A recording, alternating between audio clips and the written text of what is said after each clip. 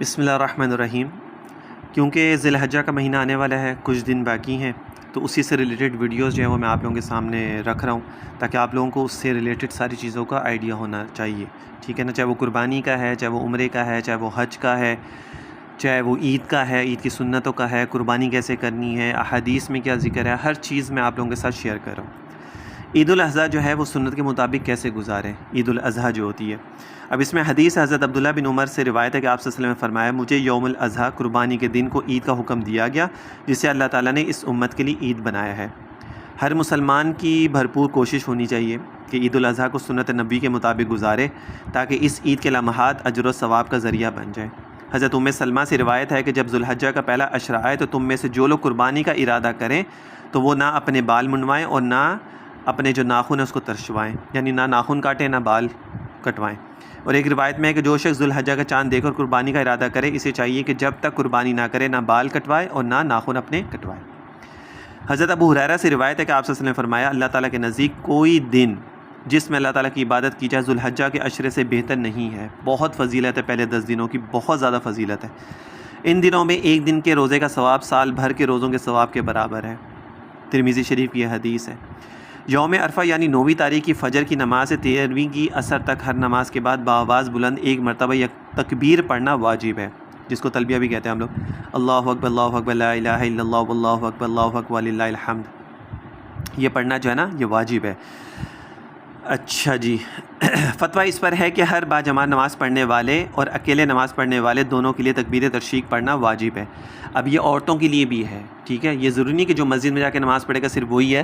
اب گھر میں نماز پڑھیں، مسجد میں نماز پڑھیں، عورتیں گھر میں نماز پڑھی ہیں، جو بالغ لڑکیاں ہیں چاہے لڑکے ہیں گھر میں نماز پڑھ رہے ہیں، کہیں پر بھی نماز پڑھتے ہیں، سب کے لیے یہ ضروری ہے۔ صاحبین کے نزدیک مرد عورت دونوں پر واجب ہے، البتہ عورت بلند آواز سے تکبیر نہ کہے، آہستہ کہے۔ حضرت مفتی محمد شفیع صاحب لکھتے ہیں کہ اس تکبیر کا متوسط درمیانی بلند آواز سے کہنا ضروری ہے۔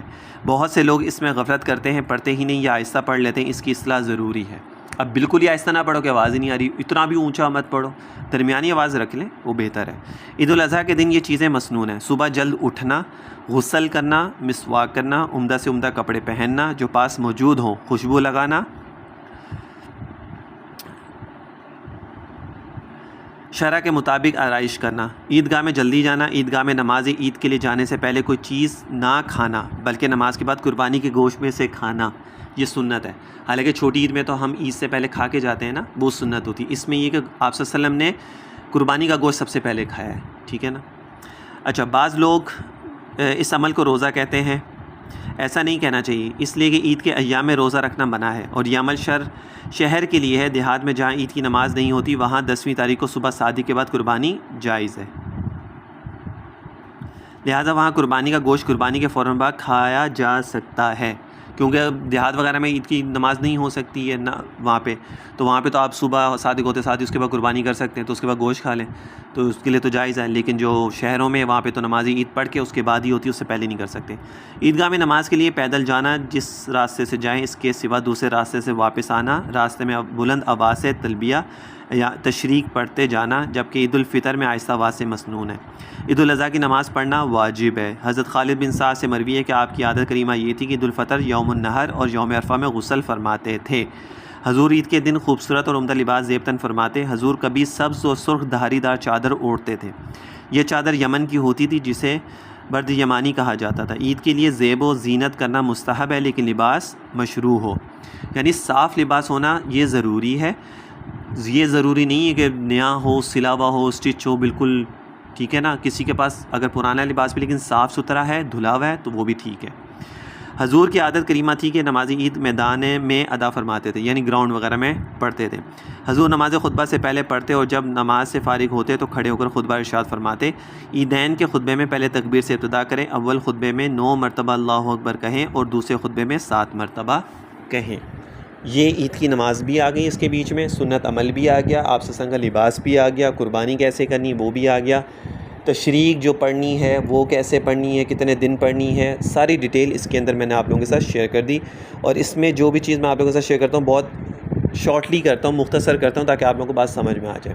تو کائنڈلی اس کے اوپر ضرور عمل کیا کریں. جو سنت عمل ہے، جو مستحب عمل ہے، جو واجب ہے، جو فرض ہے، اس کے اوپر ضرور عمل کیا کریں.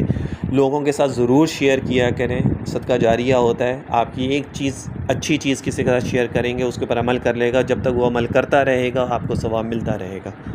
نیکی کا بھی ایسے ہی ہے، گناہ کا بھی ایسے ہی. جب تک جو انسان کوئی غلط چیز آپ شیئر کرتے ہیں، وہ جو بھی کوئی اس کے اوپر عمل کرتا رہے گا، اس کا گناہ آپ کو ملتا رہے گا جب تک وہ عمل کرے گا. اسی طرح نیکی کا بھی یہی ہے کہ جب تک وہ عمل کرے گا اس کا ثواب آپ کو ملتا رہے گا. فری فنڈ کا ثواب ہے. یہ تو انسان جب مرے گا، جب اس کو احساس ہوگا کہ یار میں نے کتنی لاپرواہی کی، کتنی کمی کوتاہی کر دی، حالانکہ ایک صرف بٹن دبانا ہوتا ہے اور شیئر ہو جاتا ہے. تو کائنڈلی لوگوں کے ساتھ ضرور شیئر کریں. ویڈیو اچھی لگے تو لائک کر دیا کریں اور چینل کو ضرور سبسکرائب کر دیا کریں. صلی اللہ علیہ وسلم.